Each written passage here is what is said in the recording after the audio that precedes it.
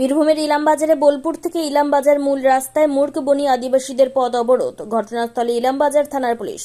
যখন মুখ্যমন্ত্রী মমতা বন্দ্যোপাধ্যায় আদিবাসীদের নিয়ে আগে ভেবেছে এবং এখনো ভাবে, ঠিক তার অপরদিকে দেখা যাচ্ছে বীরভূমের ইলামবাজার থানার অন্তর্গত বনাঞ্চল চৌপাহাড়ি জঙ্গলে আদিবাসীরা আজ পথ অবরোধে নেমেছে। আদিবাসীদের দীর্ঘদিনের ক্ষোভ এই পথ অবরোধের মাধ্যমে উগরে দেয় সাংবাদিকদের সামনাসামনি হয়ে। আদিবাসীদের অভিযোগ, গ্রামের তৃণমূল নেতা ও জেলা পরিষদের মৎস্য ও প্রাণী সম্পদের কর্মাধ্যক্ষ রবি মুর্মু এই সমস্ত মূর্খবনী গ্রামের আদিবাসীদের প্রতি অত্যাচার, মারধর থেকে শুরু করে জমি কেড়ে নিয়েছে বলে গ্রামবাসীদের এমনটাই দাবি এবং ক্ষোভ। তাই আজ তারই প্রতিবাদে বোলপুর থেকে ইলামবাজার যাওয়ার মূল রাস্তা অবরোধ করে আদিবাসীদের সম্পন্ন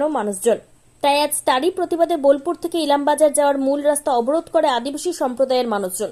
যতদিন না এই অত্যাচার বন্ধ হবে আমরা এই অবরোধ চালিয়ে যাব বলেই এমনটা দাবি করেছেন তৃণমূল কংগ্রেসের জেলা পরিষদের মৎস্য ও প্রাণী সম্পদের কর্মাধ্যক্ষ রবি মুর্মুর বিরুদ্ধে একরাশ অভিযোগ।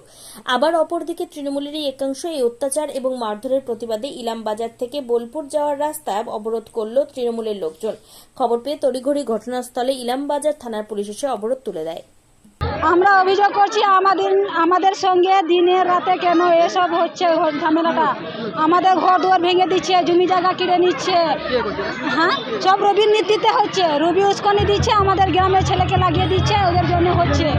কেন করবে? আমার শ্বশুরের তো নির্দোষ, সে তাকে ঘর থেকে টেনে নিয়ে অন্য বাড়িতে নিয়ে গিয়েছে, সেখানে হাত পা বেঁধে তাকে মেরেছে, চোখটা ফাটিয়ে দিয়েছে। সে মৃত্যুর সঙ্গে হাসপাতালে লড়ছে, তার খোঁজ নিচ্ছে না, এখন হাসপাতালে লড়ছে। তবুও আমাদেরকে মারধর করছে। কেন? কিসের জন্য? কি অপরাধ করেছে আমরা? তার প্রমাণ চাই, তার জবাব চাই আমরা। কেন এসব করবে আমাদের সঙ্গে? আমরা কি গ্রামের লোক না? কেন আমাদের সঙ্গে এসব করবে? এখন আমাদের ঘর দুয়ারগুলো সব ভেঙে চুরমার করে দিচ্ছে। ছোট ছোট ছেলে মেয়েরা খেতে পাচ্ছে না, স্কুল যেতে পারছে না। স্কুলে গেলে সেখানেও মার দিচ্ছে ছেলেগুলো, সেখানে মানা করে দিচ্ছে। আমরা কাজে দিচ্ছি, সেখানে কাজে গিয়ে রবি যাচ্ছে, সেখানে বারণ করে দিয়ে আসছে, ওদেরকে নেবে না কাজে, ওদেরকে এখানে কাজে নিলে তোমাকেও দেখে নেব, সেরকম বলছে। আর রবি বলছে আমি আছি, তোমরা যত ওদেরকে মারো ধরো, যা হবে আমি দেখবো, আমি আছি। রবি সেই আদেশ দিয়েছে ওদেরকে, সেই আদেশ দিয়ে রবি আজ আমাদেরকে এই চক্রান্ত দিয়ে আমাদেরকে জ্বালাতন করছে। কেন করছে তার জবাব আমরা চাই। আর রবিকে আমরা চাই না, রবিকে হাঁটাতে চাই, আর এই চৌপাহাড়ি জঙ্গলটাকে বাঁচাতে চাই রবির জন্যে। হ্যাঁ, রবির জন্যে আমাদের এই চৌপাহাড়ির আগুন জ্বলে পুরো ছাই হয়ে গিয়েছে। এখন ছাইয়ের অবস্থা রয়েছে আমাদের এই চৌপাহাড়ি জঙ্গল। সেই জন্য আমরা আজ বাধ্য হয়ে আন্দোলন করতে নেমেছি। এর জন্য রবি তৃণমূল করে, রবির নেতৃত্বে হচ্ছে এসব, আর আমরাও তৃণমূল করি।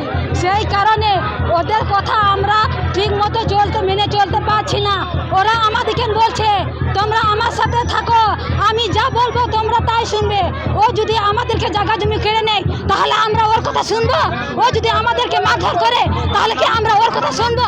আমার নাম হচ্ছে লক্ষ্মী টুডু।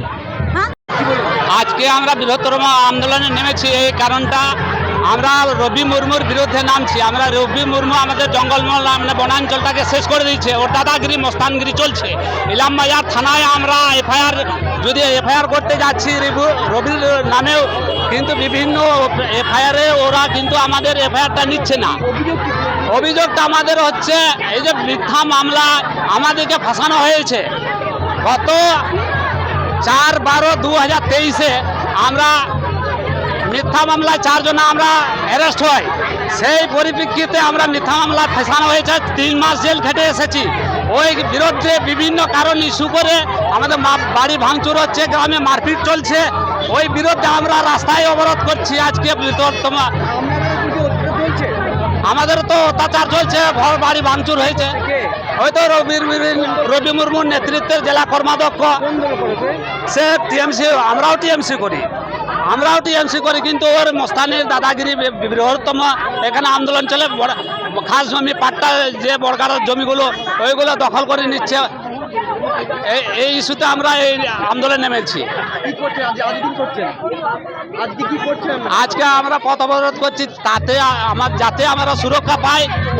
পুলিশ প্রশাসনের কাছ থেকে আমাদের এফআইআরগুলো আমাদের দাবিগুলো যাতে সেই ব্যবস্থার জন্য আমরা এখানে নামতে চেয়েছি। আমার নাম হচ্ছে Shibdas Murmu. Bureau report PB news. Sun hospital, এখানে যে কোনো রকমের চিকিৎসার বিশ্বস্ত প্রতিষ্ঠান।